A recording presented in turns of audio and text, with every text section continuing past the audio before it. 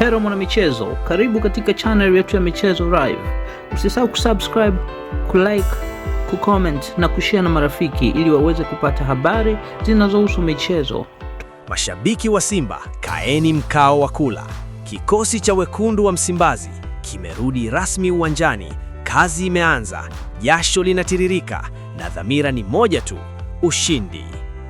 Akizungumza leo, meneja wa habari na mawasiliano wa klabu ya Simba, Ahmed Ally, amesema kikosi hicho kimeanza rasmi mazoezi kuelekea vita vikubwa vya kimataifa, ikiwa ni maandalizi ya mchezo mgumu wa Ligi ya Mabingwa Afrika dhidi ya Esperance de Tunis utakaopigwa Januari 23 ugenini nchini Tunisia. Ahmed Ally amesema kurejea huko si kwa bahati mbaya, bali ni mpando kabambe wa benchi la ufundi linaloongozwa na kocha Steve Barker kuhakikisha wachezaji wanarudi kwenye kiwango bora kimwili na kiakili baada ya mapumziko mafupi ya kurejesha nguvu kufuatia ratiba nzito ya mechi. Mazoezi yameanza kwa kasi kubwa sana. Wachezaji wana ari, morali iko juu, ushindani kambini ni mkali.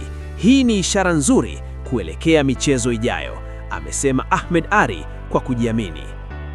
Ameongeza kuwa benchi la ufundi linafanya tathmini ya kina kwa kila mchezaji kuhakikisha hakuna kinachopuuzwa.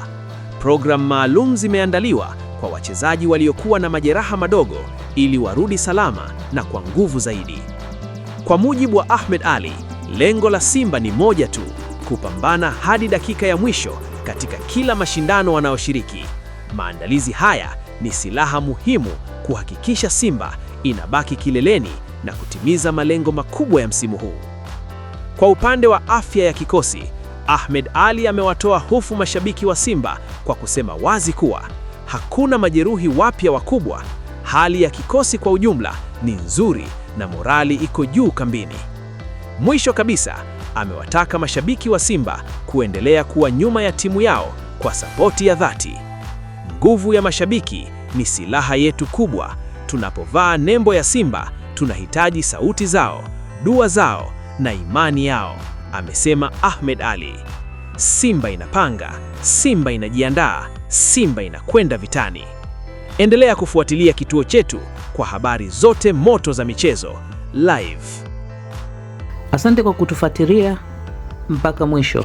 Usisahau kusubscribe na kuacha maoni yako. Ikiwa umependa channel hii, acha maoni yako hapo, share na marafiki.